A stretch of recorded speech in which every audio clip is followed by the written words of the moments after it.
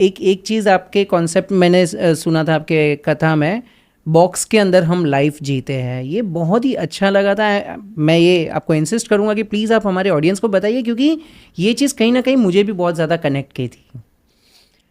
हम जब सुबह उठते हैं तो एक बेडरूम नाम के बॉक्स में उठते हैं, हाँ, फिर उससे छोटे बाथरूम नाम के बॉक्स में चले जाते हैं, तैयार होकर के टिफ़िन बॉक्स लेके, गाड़ी नाम के बॉक्स में बैठ के, केबिन नाम के बॉक्स में चले जाते हैं, जिसको हम ऑफिस कहते हैं। पूरा दिन बॉक्स के ऊपर काम करते हैं, शाम को घर आते हैं, रिमोट से नया बॉक्स चालू करते हैं वो बॉक्स 2-3 घंटा देखते हैं और वापस बेडरूम नाम के बॉक्स में जाके सो जाते हैं।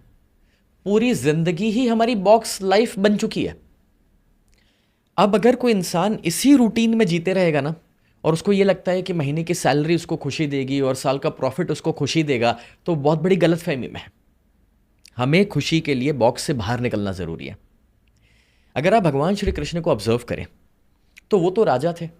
तो आपने कोई ऐसी कहानी सुनी है रास लीला की, जिसमें वो राजा के माफिक एक कुर्सी पर बैठे हैं, फिर उन्होंने इशारा किया तो म्यूजिशियन ने म्यूजिक बजाना शुरू किया, फिर दूसरा इशारा किया तो सिंगर्स ने गाना शुरू किया, फिर तीसरा इशारा किया तो डांसर्स ने डांस करना शुरू किया, और वो एंजॉय कर रहे हैं, मनोरंजन ले रहे हैं, एंटरटेनमेंट। ऐसा कभी सुना है?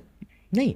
रास लीला में तो हमने कुछ अलग ही सुना है ना। खुद इन्वॉल्व होते हैं। तो वो मनोरंजन में नहीं मानते थे, वो एंटरटेनमेंट में नहीं मानते थे, वो सेलिब्रेशन में मानते थे, यानी कि उत्सव में मानते थे। वो खुद म्यूजिक बजाते थे, यानी कि मुरली बजाते थे, खुद गाते थे, खुद नाचते थे। वो लोग सुन के, उनको देख के होश खो करके उनके साथ जुड़ जाते थे। तो मनोरंजन में और उत्सव में यह फर्क है कि आज आपके पास कोई नाच रहा है और उसकी टिकट खरीद के आप देख के खुश हो रहे, तो वो मनोरंजन है। लेकिन आपका खुद का नाचना वो उत्सव है। हमारे जीवन में हमें अब मनोरंजन छोड़ करके उत्सव की ओर जाने की जरूरत है, यानी कि पार्टिसिपेट करने की जरूरत है। जब आप क्रिकेट देख रहे हो उसमें उतनी खुशी नहीं है जितना हफ्ते में एक बार खेलने में खुशी मिलती है। करेक्ट।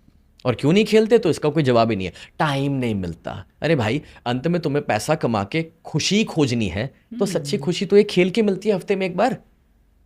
आज किसी की बर्थडे पे उस इंसान को मिलो, जाके उसे विश करो, अपने कोई गुरु के पास जाके उनके ब्लेसिंग्स लीजिए।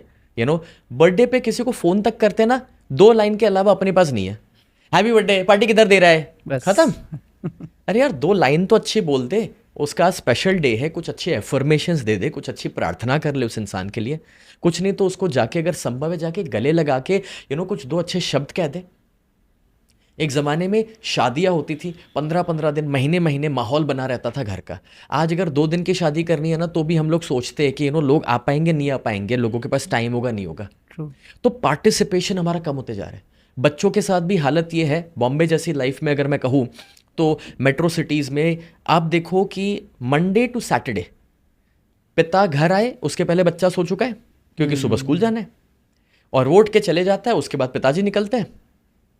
तो बच्चे बड़े होने के बाद संडे के दिन पूछ रहे कि मम्मी या अंकल कौन है जो हफ्ते में एक बार आते हैं, because we don't have time to participate. Correct.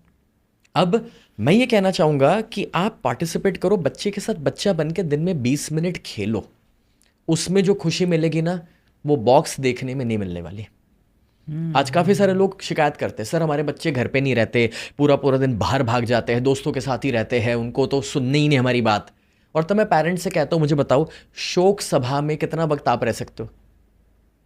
यानी कि जहां पर कोई गुजर गया है उतना आप वक्त कितना दे सकते हो? 10-15 मिनट से कितना सीरियस आदमी रह ले। तो बच्चों को फन चाहिए, एंटरटेनमेंट चाहिए। अगर आप पूरा दिन घर में वही सवाल, पढ़ाई कैसे चल रही है, एग्जाम कैसे चल रही है, मेरे पेरेंट्स ने कभी मेरे से सवाल ही नहीं पूछा था। तो एक दिन मैंने उनसे सवाल पूछा कि जब मैं दूसरों के घर जाता था तो दूसरों के पेरेंट्स पूछ रहे, बेटा पढ़ाई कैसे चल रही है, एग्जाम कैसे। तो एक दिन मैंने अपने पेरेंट्स से पूछा, आपने मेरे से ऐसा क्यों नहीं पूछा?